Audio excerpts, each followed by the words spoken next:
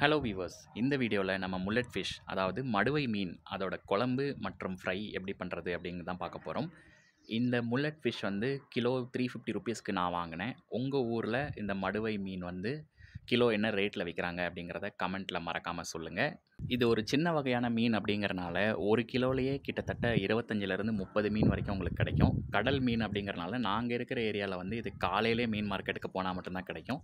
மீன் கடையில் என்ன தான் செதிலெல்லாம் கரெக்டாக ரிமூவ் பண்ணி கொடுத்தாலும் வீட்டில் வந்துட்டு ஒரு மீனை நல்லா அலசிட்டு அதில் வேறு ஏதாவது செதில் இருக்குது அப்படின்னா அதை ரிமூவ் பண்ணிவிட்டு அதுக்கப்புறம் குக் பண்ண ஆரம்பிங்க. ஒரு பக்கம் நம்ம மீன்லாம் வந்து கழுவி முடிச்சாச்சு, இன்னொரு பக்கம் வந்து நம்ம வெங்காயம், பூண்டு, கருவேப்பிலையெல்லாம் போட்டு நல்லா வதக்க ஆரம்பிச்சிட்டோம் குழம்புக்காக.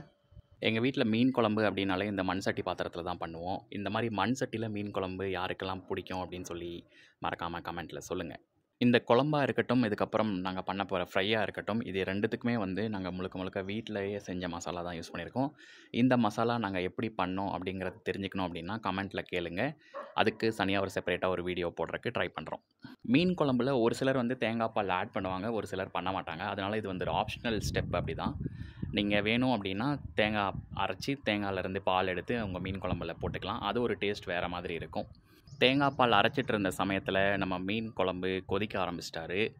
இந்த கொதிக்கிற நேரத்தில் நம்ம வந்து புளியை கரைச்சி வச்சுருந்தோம். அந்த புளியிலேருந்து கொஞ்சம் தண்ணி எடுத்து இந்த மீன் குழம்புல ஆட் பண்ணுறோம்.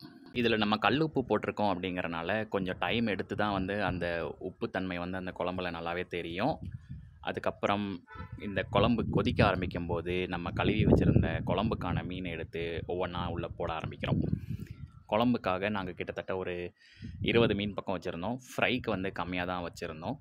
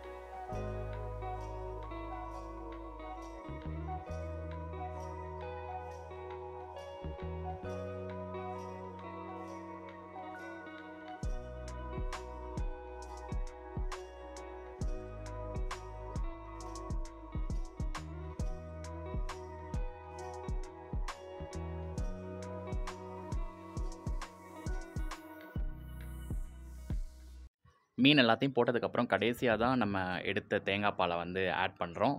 இதெல்லாம் ஆட் பண்ணிவிட்டு இதுக்கப்புறம் இது கொதிக்கிறதுக்காக கொஞ்ச நேரம் அடுப்பில் அப்படியே சிம்லேயே தான் வச்சுருந்தோம். ஹை ஃப்ளேமில் வைக்காதீங்க, சிம்லேயே வச்சுருங்க. அதே மாதிரி இது சின்ன மீன் அப்படிங்கிறனால பெரிய கரண்டி எடுத்து கிண்டாதீங்க, சும்மா ஸ்பூன் வச்சு எடுங்க. அப்போ தான் வந்து உங்களுக்கு மீன் உடையாமல் கிடைக்கும். குழம்பு ஒரு பக்கம் ரெடி ஆகிட்டுருக்கு. இப்போ மீதி இருக்கிற மீனை வச்சு நம்ம ஃப்ரை எப்படி பண்ண போகிறோம் அப்படிங்கிறத பார்க்கலாம். இந்த ஃப்ரைக்காக வீட்டில் நாங்கள் ப்ரிப்பேர் பண்ண மசாலா பவுடர், இதுக்கு முன்னாடி சொன்னேன் இல்லையா, அதே பவுடரில் 2 ஸ்பூன் போட்டாச்சு. மசாலா தூள் சேர்த்ததுக்கப்புறம் கொஞ்சமாக மஞ்சள் தூள் இதில் சேர்க்க போகிறோம். மஞ்சள் தூளுக்கு அப்புறம் கார்ன்ஃப்ளவர் வந்து ஆப்ஷனல் தான், உங்ககிட்ட இருந்தால் மட்டும் போடுங்க. அப்படி இருந்தது அப்படின்னா சும்மா 1 டேபிள் ஸ்பூன் அளவுக்கு கார்ன்ஃப்ளவர் சேர்த்துக்கோங்க. இதுக்கப்புறம் தேவையான அளவு உப்பு, அப்புறம் கொஞ்சோண்டு பெப்பர் எல்லாத்தையும் சேர்த்து நல்லா மிக்ஸ் பண்ணிடுங்க. மீனில் எல்லா இதுலேயும் மசாலா கரெக்டாக போயிருக்கா அப்படின்னு செக் பண்ணிவிட்டு அதை ஒரு பக்கமாக வச்சுருங்க. அடுத்து ஒரு பேன் எடுத்து அதில் மீன் ஃப்ரை பண்ணுறதுக்கு தேவையான அளவுக்கு எண்ணெய் ஊற்றிட்டு அதை காய வைக்கிறோம். எண்ணெய் சூடாகிறதுக்கு இன்னும் கொஞ்சம் நேரம் ஆகும். அதுக்குள்ளேயும் நம்ம குழம்பு என்ன ஆயிடுச்சு அப்படின்னு சொல்லி பார்க்கலாம். குழம்பு ஓப்பன் பண்ணியாச்சு. நல்லா மீன் எண்ணெயெல்லாம் மேலே நல்லா தெரியுது. நல்லா கன்சிஸ்டன்சியில் வெந்திருக்கு அப்படின்னு தான் நினைக்கிறேன். எந்த மீனுமே உடையில, பார்க்கவே சூப்பராக இருக்குது. டேஸ்ட் பண்ணிட்டு எப்படி இருக்குன்னு சொல்கிறேன்.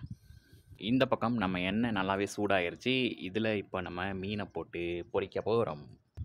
மீன் உள்ள எண்ணெயில் போடும்போது அந்த ஒரு சவுண்டு வரும் பாருங்கள், அந்த சவுண்டு எனக்கு ரொம்பவே பிடிக்கும். உங்களுக்கு இந்த பர்டிகுலர் சவுண்டு பிடிக்குமா அப்படிங்கிறத கமெண்ட்டில் மறக்காமல் சொல்லுங்கள்.